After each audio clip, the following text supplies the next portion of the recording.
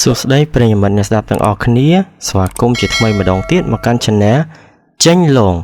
2ដែលរឿងរ៉ាវរបស់យើងថ្ងៃនេះគឺតាក់ទងទៅលើប្អូនប្រុសម្នាក់នៅពេលដែលគាត់បានទៅលេងស្រុកកំណើតរបស់គាត់កាលពីកំឡុងសម័យ COVID ហើយនៅពេលនោះដែរគឺគាត់បានជួបហេតុការណ៍ដ៏រន្ធត់និងគួរឲ្យខ្លាចខ្លាំងមែនទែនហើយហេតុការណ៍នីមួយៗដែលគាត់បានជួបហ្នឹងវាពិតជាសាហាវអញ្ចឹងចង់ដឹងថាហេតុការណ៍នីមួយៗដែលគាត់បានជួបប្រទេសហ្នឹងតើវាគួរឲ្យខ្លាចខ្លាំងកម្រិតណា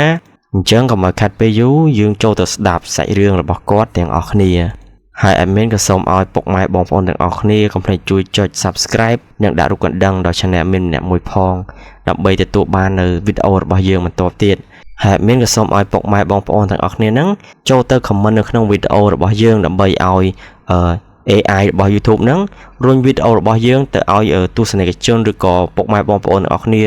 បានស្ដាប់បន្តទៀតអញ្ចឹងកុំឲ្យកាត់ពេលយូរតោះយើងចូលទៅស្ដាប់សាច់រឿងរបស់គាត់ថា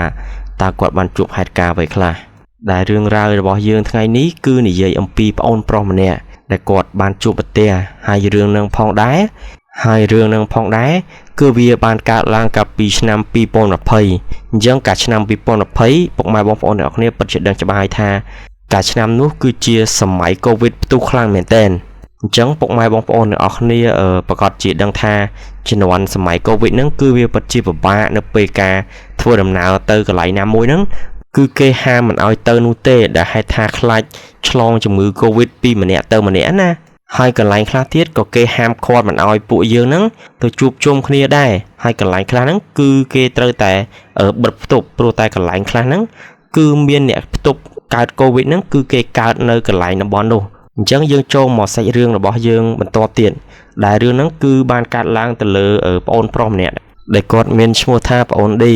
ដែលប្អូនឌីហ្នឹងគឺគាត់ជាអ្នករស់នៅក្នុងខេត្តនោះទេតែដោយសារតែគាត់ហ្នឹងទើបតែប្រឡងទី12ហើយពេលហ្នឹងគាត់ក៏បានឡើងមករៀននៅទីក្រុងភ្នំពេញតែគាត់ថាគឺរៀនទើបតែបាន1ឆ្នាំនោះទេមុនសម័យ COVID ផ្ទុះណាអញ្ចឹងកំឡុងពេលដែលគាត់រៀននៅឆ្នាំទី1ហ្នឹងនៅខាងទីក្រុងភ្នំពេញហ្នឹងដែលកាលនោះគឺវាមិនទាន់ផ្ទុះ COVID នៅឡើយទេអញ្ចឹងពួកគាត់ហ្នឹងក៏បានទៅរៀនជាធម្មតាក្រោយមកក៏ចាប់ផ្ដើមកើតជំងឺ COVID ធ្វើឲ្យប្រទេសយើងហ្នឹងគឺចាប់ផ្ដើមបិទគប់នៅតាមតំបន់នីមួយៗដែលគាត់ថាសម័យហ្នឹងវាពិតជាពិបាកខ្លាំងមែនទែនសម្រាប់គាត់រៀនព្រោះថាគឺមិនអាចទៅរៀននៅតាមសាកលវិទ្យាល័យបាននោះទេដោយកាលនោះគ្រូរបស់គាត់ហ្នឹងឲ្យពួកគាត់រៀនតាមប្រព័ន្ធអ៊ីនធឺណិតឬក៏តាមអនឡាញជាដើមបន្តមកទៀតប្អូនឌីហ្នឹងគាត់ក៏មានបំណងថាគាត់ហ្នឹងចង់មកស្រុកកំណើតរបស់គាត់ដោយសារតែគឺនៅទីក្រុងភ្នំពេញហ្នឹងក៏គេបិទគប់ហើយណាមួយគឺមិនអាចទៅណាបាននោះទេអញ្ចឹងក៏គាត់សម្រេចចិត្តថានឹងឡើងមកខេត្តមុនសម័យដែលផ្ទុះ COVID ខ្លាំងណានៅពេលដែលគាត់បានមកដល់ទីរួមខេត្តរបស់គាត់ហ្នឹងអ្នកនៅក្នុងភូមិរបស់គាត់ហ្នឹងហើយនឹងអ្នកណារស់នៅក្នុងភូមិគេផ្សេងទៀតហ្នឹងក៏ដូចគ្នានោះដែរដោយពួកគាត់នីមួយហ្នឹងគឺមិនហ៊ានចេញទៅក្រៅប្រទេសផ្ដាស់នោះទេដោយថាព្រោះតែមានការចាំបាច់អីហ្នឹងទើបពួកគាត់ហ្នឹងបានចេញពីផ្ទះហើយនៅពេលដែលម៉ាក់ប្អូនឌីនៅពេលដែលពួកគាត់ទៅផ្សារម្ដងហ្នឹងគឺពួកគាត់តែងតែទៅបញ្ញាប់គឺមិនទៅយូរនោះទេដែលហេតុថាខ្លាចថាមានមនុស្សច្រើនអីណាមួយនៅផ្ទះរបស់ប្អូនឌីហ្នឹងសមាជិករបស់គាត់គឺមានមនុស្សចាស់មានមនុស្សអីអញ្ចឹងក៏គាត់អត់សូវត្រូវទៅផ្សារយូរនោះទេព្រោះខ្លាចថាឆ្លងជំងឺ COVID ហើយនៅពេលដែលគាត់មកវិញហ្នឹងក៏គាត់បាញ់អាកុលសម្រាប់ការពារខ្លួនដែរដោយបាញ់ដៃឬក៏បាញ់ខ្លួនសម្លៀកបំពាក់អីជាដើមហើយនៅក្នុងភូមិរបស់ប្អូនឌីហ្នឹងដែរគឺមានពូម្នាក់ដែលគាត់មានឈ្មោះថាពូមានដែលពូមានហ្នឹងគឺគាត់ជាអ្នកលក់ត្រីជាអ្នកជិះកង់ណាពុកម៉ែបងប្អូននិយាយទៅពូមានហ្នឹងគាត់គឺជាអ្នកជិះកង់ដើរលក់ត្រីនៅតាមក្នុងភូមិរបស់ប្អូនឌីហ្នឹងហើយគាត់ថាទម្លាប់របស់ពូមានហ្នឹងនៅពេលដែលគាត់ជិះកង់ទៅលក់ត្រីគឺគាត់តែងតែផឹកស្រាហើយបានគាត់ជិះកង់ទៅលក់ត្រីហើយឪពុកម្ដាយរបស់ប្អូនឌីហ្នឹងណាពួកគាត់ហ្នឹងក៏ជាអ្នកទិញត្រីរបស់ពូមានហ្នឹងដែរដែលថាពេលខ្លះទៅពួកគាត់ខ្ជិលទៅផ្សារអញ្ចឹងពួកគាត់ក៏ត្រូវទិញត្រីពូមានហ្នឹងនៅពេលដែលពូមានហ្នឹងជិះកាត់ផ្ទះរបស់គាត់ម្ដងហ្នឹងគឺពួកគាត់ហ្នឹងតែងតែទិញត្រីឬក៏ថ្ងៃខ្លះទៅគាត់ក៏អត់បានទិញដែរប៉ុន្តែពូមានដែលគាត់ជាអ្នកលក់ត្រីហ្នឹងគាត់តែងតែជិះកាត់ផ្ទះរបស់ប្អូនឌីជារៀងរាល់ថ្ងៃហើយណាមួយហ្នឹងប្អូនឌីគាត់បាននិយាយថាដែលហេតុថាម៉ាក់គាត់ទិញត្រីរបស់ពូមានហ្នឹង គឺដោយសារតែជំនាន់នោះគឺគេម្នាក់អត់សូវចង់ទៅផ្សារឬក៏អត់សូវចង់ទៅកន្លែងមានមនុស្សច្រើននោះទេដែលហៅថាខ្លាចឆ្លងជំងឺ Covid អញ្ចឹងនៅពេលហ្នឹងអ្នកផ្ទះរបស់ប្អូនឌីហ្នឹងពួកគាត់ហ្នឹងក៏ឧស្សាហ៍ទិញត្រីរបស់ពូមានហ្នឹងដែរមានថ្ងៃមួយប្អូនឌីគាត់បាននិយាយថានៅពេលដែលពូមានហ្នឹងគាត់ចេញទៅលក់ត្រីណាគាត់ថានៅពេលដែលគាត់ចេញដំណើរទៅលក់ត្រីហ្នឹងគឺគាត់តែងតែផឹកស្រាផឹកអីរៀងស្វឹងតិចបានគាត់ជិះទៅលក់ត្រីស្រាប់តែពេលថ្ងៃដែលគាត់ជិះទៅលក់ត្រីហ្នឹងគឺពូមានហ្នឹងគឺគាត់បានជិះកង់ល្អធ្លាក់ទៅកន្លែងបន្លាយតាមផ្លូវហ្នឹងដែលធ្វើឲ្យពូមានហ្នឹងស្លាប់នៅកន្លែងហ្នឹងតែម្ដងដែលថានៅពេលដែលគាត់ជិះកង់ធ្លាក់ទៅលើកន្លែងបន្លាយទឹកហ្នឹងគឺបានជង់នឹងឈើមួយដែលធ្វើឲ្យគាត់ហ្នឹងធ្លុះពីម្ខាងទៅម្ខាងទៀតនិយាយទៅគួរឲ្យខ្លាចខ្លាំងមែនតើហើយនៅពេលដែលពូមានគាត់ស្លាប់នៅពេលយប់ហ្នឹងគឺអត់ទាន់មានអ្នកភូមិហ្នឹងដឹងនោះទេរហូតដល់ស្អែកឡើងនៅពេលដែលអ្នកភូមិគាត់បានដើរទៅស្រែម្នាក់គឺគាត់បានជួបប្រទះពូមានហ្នឹងកំពុងតែស្លាប់នៅកន្លែងបន្លាយទឹកតាមផ្លូវហ្នឹងបន្ទាប់មកទៀតសាច់ញាតិរបស់គ្រួសាររបស់ពូមានហ្នឹងគាត់ក៏បានយកសាកសពរបស់ពូមានហ្នឹងទៅបូជាតាមប្រពៃណីហើយនៅថ្ងៃដែលបូជាសពរបស់ពូមានហ្នឹងម៉ាក់របស់ប្អូនឌីហ្នឹងពួកគាត់ក៏បានទៅចូលរួមកម្មវិធីសពរបស់ពូមានហ្នឹងដែរដែលគាត់ទៅគឺអត់បានយូរនោះទេគ្រាន់តែការបូជាសពរួចរាល់ម៉ាក់របស់ប្អូនឌីពួកគាត់ក៏ត្រឡប់មកផ្ទះវិញក្រោយពីបូជាសពរបស់ពូមានហ្នឹងហើយណាគាត់ថាគឺពួកគាត់ហ្នឹងអត់ទាន់មានជួបបញ្ហាកើតឡើងនៅក្នុងភូមិរបស់គាត់ទេប៉ុន្តែចាប់ពី7ថ្ងៃនៃពូមានហ្នឹងគាត់បានស្លាប់ណារឿងចម្លែកក៏ចាប់ផ្ដើមកើតឡើងនៅក្នុងភូមិរបស់ប្អូនឌីដែលកាលនោះប្អូនឌីគឺគាត់បាននិយាយថានៅពេលយប់ឡើងហ្នឹងប្អូនឌីគឺគាត់តែងតែសម្រាកឬក៏គេងនៅខាងក្រោមផ្ទះរបស់គាត់ហ្នឹងជារៀងរាល់ថ្ងៃហើយគាត់ថាគឺគាត់មិនដែលជួបរឿងឬក៏ហេតុការណ៍ចម្លែកនោះទេដោយនៅយប់ហ្នឹងនៅពេលដែលប្អូនឌីរៀបនឹងគេហ្នឹងគាត់ថាម៉ោងប្រហែលជា7:11យប់ណាពុកម៉ែបងប្អូនពេលដែលគាត់ចុចទូរស័ព្ទឆាតនិយាយលេងជាមួយមិត្តភ័ក្តិរបស់គាត់ហើយគាត់ក៏បានទុកទូរស័ព្ទចុះហើយគាត់រៀបនឹងទៅគេងនៅកន្លែងដែលគាត់គេងនៅក្រោមផ្ទះហ្នឹងណាស្រាប់តែគាត់កំពុងតែរៀបចង់គេងលក់ហើយហ្នឹងពេលហ្នឹងក៏មានមនុស្សប្រុសម្នាក់ហ្នឹងគឺបានជិះកង់មកលក់ត្រីហើយចុចកណ្ដឹងគ្រឿងអញ្ចឹងណាហើយគាត់ក៏បានជិះឈប់កន្លែងមុខផ្ទះប្អូនឌីតបមកគាត់ក៏បានស្រែកសួរថាមីងទិញត្រីអត់ពេលហ្នឹងប្អូនឌីគាត់ក៏លឺដោយសារតែគាត់គេងនៅខាងក្រោមផ្ទះហ្នឹងហើយគាត់ក៏បាននិយាយទៅកាន់ពូលក់ត្រីហ្នឹងវិញថាអត់ទិញទេពូក្រោយមកពូលក់ត្រីហ្នឹងគាត់ក៏បានជិះកង់ហួសទៅមុខទៀតណាបងប្អូនប៉ុន្តែនៅពេលហ្នឹងម៉ាក់របស់ប្អូនឌីដែលគាត់កំពុងតែសម្រាកនៅខាងលើហ្នឹងគាត់ក៏បានឮសំឡេងថាគេចុចកណ្ដឹងចុចអីជិះតាមផ្លូវហ្នឹងគាត់ក៏បានសួរមកកាន់ប្អូនឌី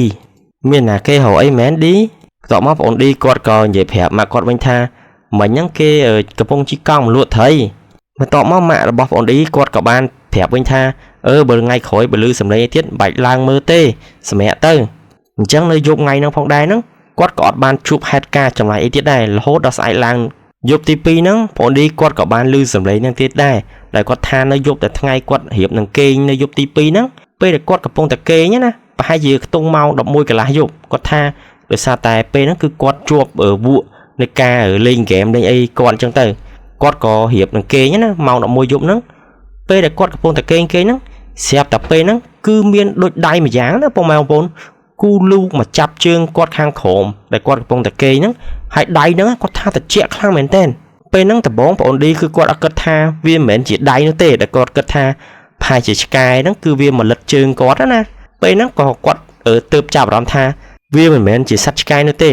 ដែលវាហ្នឹងគឺជាដូចដៃអញ្ចឹងហើយគាត់ថាត្រជាក់ខ្លាំងមែនទែនប៉ុន្តែគាត់ថាលុះចាប់ជើងរបស់គាត់តែមិនបន្តិចទេក្រោយមកទៀតនៅពេលដែលប្អូនឌីរៀបនឹងគេងលក់ទៅទៀតណាគាត់ថាកំពុងតែរៀបគេងលក់រៀងលាវហ្នឹងគាត់ក៏បានឮសំឡេងពូអ្នកលក់ត្រីហ្នឹងគឺគាត់បានជិះកាត់មកមុខផ្ទះរបស់ប្អូនឌីទៀតប៉ុន្តែគឺគាត់ជិះកាត់ម្ដងហ្នឹងគឺគាត់អត់បានចុចកណ្ដឹងនោះទេដល់គាត់ជិះកាត់ម្ដងកន្លែងមុខផ្ទះរបស់ប្អូនឌីហើយគាត់ក៏បានជិះហួសទៅមុខបន្តិចបន្តមកទៀតពូលក់ត្រីហ្នឹងគាត់ក៏បានជិះត្រឡប់មកខាងក្រោយវិញនៅមុខផ្ទះរបស់ប្អូនឌីដដែលណាពេលដែលគាត់មកដល់កន្លែងមុខផ្ទះហ្នឹងគាត់ក៏បានឈប់ហើយគាត់ក៏បានចុចកណ្ដឹងទៀតដែរបងប្អូននិយាយទៅរាល់ពេលដែលការពេលពូមាននៅពេលដែលគាត់នៅរស់នៅពេលដែលគាត់ជិះទៅដល់ផ្ទះណាគេហ្នឹងគឺគាត់តែងតែចុចកណ្ដឹងដើម្បីជាសញ្ញាថាគាត់មកដល់ហើយគឺនិយាយថាគាត់សួរគេដើម្បីទិញត្រីអត់ក្រោយមកទៀតនៅពេលដែលពូមានគាត់ឈប់នៅកន្លែងមុខផ្ទះរបស់ប្អូនឌីហ្នឹងណាពេលហ្នឹងប្អូនឌីក៏គាត់អត់សូវ chưa từ lừa hưởng không đây nó bây đẹp ngay ở vùng miền nó quạt slap á cứ quạt làm sao chỉ chưa tham miên không lo không ấy nữa thế chẳng bỏ mà hưởng dương vinh nó bây đại vùng miền quạt ban chụp nó lại mục tiêu ổn đi nữa á bây là quạt chụp hai quạt các bạn sẽ xô tha ý tinh tray ót ý bây nắng ổn đi quạt các bạn ở vậy tia tha ổn tây phu và tọt máu vùng miền nó quạt các bạn chỉ căng hô tật lại xanh thiện bọn tai mà tu khỏi máu nó đang mày ọt trong mày vốn bây nắng bọn đi gặp bọn ta hiệp tập kênh hai tiền nữa xếp tập bây nắng quát có bán đôi tham miệng làm thắt đôi miệng là cây nắng gặp bọn ta mơ mà can quạt và tao móc bọn đi quát có bán báo này mơ nó trung vinh cái lại quát đấy nắng á chắc cứ quát đấy nó cứ đi nó không món á bọn mày vốn bây là quát báo mơ vì không món tới á để thắt quát mơ pi chừng ngày vì không món nó tới khang khéo là bọn theo quát nắng cứ quát ban khơi mà rõ mà nè có bọn ta cho nó lừa có na bọn mày vốn cho có tha bờ rõ mà nè nắng á cứ pe áo sò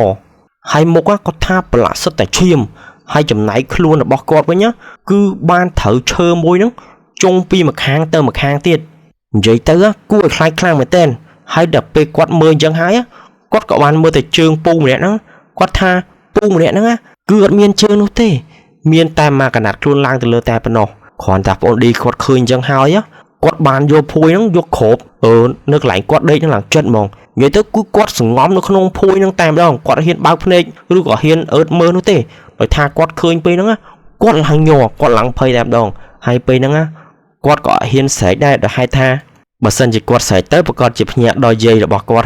hai dây là bọc quát bà con chỉ nhẹ tới cứ quát ót sầm rán nó tê và to mà tiện nơi pe đẹp ổn điกับpung ta sừng ngóm nó không phui nó á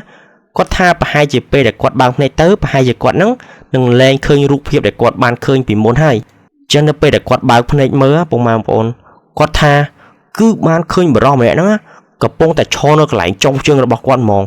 vậy tới bị muốn pe để quát ban khơi nó cứ nơi khang hiển khéo te là bọc quát nó tê mặt tay mà đong đi há cứ viên nơi cho chật quát khang mền tên hai quát tha pe để khơi mà đong nó cứ viên đánh khang tem đong bộ để xa tem mà đong đi há cứ viên nơi chật quát khang mền tên đại thưa ai bọn đi cứ quát khơi mà đong nó cứ quát phây khang mền tên hai quát tha quát lằng nhọ đây là ngoi chưa ngay hai pe nó quát có bán vô phui nó vô mọc lôm mà xa thiệt hai nơi dụng nông phòng đáy á bọn đi cứ quát đây ăn lụn nó tê đã hai tha quát phây khang pé nhá bọn mày bọn là hốt đau máu buồn tiệp lử pe nó bọn đi quát có bán bao phui để bọc quát nó lốp mơ mà đồng tịnh được không phui để bọc quát trong đang tha nơi trồng vinh luôn là bọc quát nó bắt khmoi pu nè đại lụ tray năng nở on chẳng từ dân ở đây để quạt báo này máu có bàn khơi pu lụ tray nó mà lon quạt tiệt đây chẳng là hốt đó sai làng bọn đi nó quạt cả bàn vô rương nó tới dây phèo vào bụng đài là bọc quạt chẳng coi pi bụng đài là bọc quạt đang hái pe nó bọn đi có chập đám thẹt luôn trừ hái dây pi bảy thằng ngày coi pi bảy thằng ngày để quạt ban hiện thu xoay tịnh nó mà là bọn đi quạt cả bàn vô đi nó từ ở sồi tật sồi ấy chanh nhá nè mà toàn ở tề bụng mày bọn quạt tha không ai bùng miên để quạt lụ tray nó cứ nè đại đô nó không phun nó cứ kê tayแต่ลือbùng miên nó chi căng nó dụp là hồn hai quạt tha chi hai tung mau đập môi mau đập pi nó ai hai nè phun để quạt run nơi nó phụ quạt có trời bàn không ai bùng miên nó lon phụ quạt đây hai quạt tha không ai bùng miên nó cứ lon phụ quạt nó tớ tại rồi thằng ngày và to mà tiệt miền ngày môi nó mình là bọc bọn đi nó cứ ban mà lên ở bọn đi là nơi ở không phun nó đại mình là bọc quạt nó cứ mình men chỉ nẹp phun này luôn nơi chỉ mỗi con nô tê đời mình bỏ quạt nó cứ chỉ nẹp phun này luôn nơi các bài phun là bỏ quạt nơi pe để quạt ban mà lên te là bỏ bọn đi nó quạt các bạn xua bọn đi tha ở miền hưởng ấy cát lang từ lời quạt khla ấy ót đó bộ để xa tai kia là bởi tha nơi phun đó bọn đi nó cứ miền khmoi pù miền này quạt chỉ nẹp lụ tây nó cứ thành tại lon và lại kê ở nẹp luôn nơi không phun nó là hột hay mình là bỏ bọn đi nó quạt có thử ban khmoi pù miền nó lon và lại quạt đây để quạt tha miên ngày muối nó pe để quạt chi mọc xa nó chết ở tè là bỏ ổn đi nó cứ quạt chi màu nó cứ chi màu hay cái tông màu phẩm pơ là nghĩa nhá pe để quạt chi mà đo lại xa nó quạt có một hộ tinh thấy tinh ấy vận tái ót miên thấy luôn tê nó pe để mình là bỏ quạt tập tập tè vĩnh xem tập pe nó cứ quạt ban khơi ở pu mà nè để quạt nó chi con lụa thấy tam phơi nó pe để quạt khơi chứ á quạt có miếng nón trong tinh ở thấy là bỏ pu năng đại tha nó pe để quạt tàu xa nắng cọ miền tây lụa chẳng quạt có khơi ở pu nó quạt chi con lụa thấy nó quạt cả trong tình và ta còn tha pe để quạt khơi nhá cứ quạt ban cả bông tại chi mà tàu nó khơi pu nó pi chừng ngày quạt nó chừng ngày phơi mà tàu nó bông mang phun គាត់ថាប្រហែលជា5-6 ម៉ែត្រនៅពេលដែលគាត់ជិះទៅដល់កន្លែងពូហ្នឹងគាត់ក៏បានសួររកទិញត្រីពូម្នាក់ហ្នឹងដល់ពេលគាត់សួរអញ្ចឹងទៅពូហ្នឹងគាត់ក៏ងាកមកកាន់មីងរបស់ប្អូនឌីគាត់ថាមុខរបស់ពូម្នាក់ហ្នឹងគឺឡើងអាលួយមុខវិញប្រឡាក់សិតតែឈាមនិយាយទៅគួរខ្លាចខ្លាំងមែនតើគ្រាន់តែមីងរបស់ប្អូនឌីគាត់ឃើញអញ្ចឹងហើយពេលហ្នឹងគាត់ជិះម៉ូតូទៅវិញឡើងលឿនខ្លាំងមែនតើហើយដែលហេតុថាគាត់ភ័យផងខ្លាចផងពេលដែលគាត់ជិះម៉ូតូហ្នឹងធ្វើឲ្យគាត់ហ្នឹងប៊ីសនឹងដួលទៀតណានិយាយទៅខ្មោចពូមានដែលគាត់លក់ត្រីហ្នឹងគឺលងគេសាហាវខ្លាំងមែនតើអញ្ចឹងការលងបន្លាចរបស់ពូមានហ្នឹងគឺមួយថ្ងៃទៅមួយថ្ងៃវាសកម្មទៅពេលហ្នឹងអ្នកដែលរស់នៅក្នុងភូមិហ្នឹងគេក៏បានទៅនិមន្តព្រះសង្ឃដើម្បីធ្វើពិធីឲ្យពូមានហ្នឹងណាបន្ទាប់ពីគេធ្វើពិធីឲ្យពូមានហ្នឹងហើយថ្ងៃបន្ទាប់មកទៀតហ្នឹងគេក៏លែងបានជួបហេតុការណ៍ឬក៏ត្រូវបានខ្មោចលងទៀតដែរអញ្ចឹងហេតុការណ៍ដែលប្អូនឌីគាត់បានជួបប្រទេសហ្នឹងគឺមានតែប៉ុណ្្នឹងនោះទេតើពុកម៉ែបងប្អូនទាំងអស់គ្នាហ្នឹងយល់យ៉ាងណាដែរចំពោះសាច់រឿងរបស់គាត់ហើយមានក៏សូមខន្តីអភ័យទោសរាល់មាននិយាយទៅប្រើពាក្យពេចន៍មិនសមរម្យឬក៏និយាយខុសត្រង់ចំណុចណាមួយហ្នឹងសូមពុកម៉ែបងប្អូនទាំងអស់គ្នាខន្តីអភ័យទោសមកដល់មានផងហើយមានក៏សូមអរគុណដល់ពុកម៉ែបងប្អូនទាំងអស់គ្នាដែលខំចំណាយពេលស្ដាប់សាច់រឿងរបស់យើងតាំងពីដើមរហូតដល់ទីបញ្ចប់ហើយបើសិនជាពុកម៉ែបងប្អូនទាំងអស់គ្នាពេញចិត្តនៃការនិយាយរឿងរបស់មីនកុំភ្លេចជួយចុច Subscribe និងដាក់រូបកណ្ដឹងឬក៏ Comment នៅក្នុងវីដេអូហ្នឹងម្នាក់មួយផងហើយជាចុងក្រោយមានតែពាក្យថាអរគុណដល់ពុកម៉ែបងប្អូនជូនពរពុកម៉ែបងប្អូនទាំងអស់គ្នាជួបតែសំណាងល្អសុខភាពល្អហើយសម្រាប់វីដេអូរបស់យើងនៅថ្ងៃនេះគឺមានតែប៉ុណ្្នឹងនោះទេជួបគ្នានៅវីដេអូបន្ទាប់បាយបាយ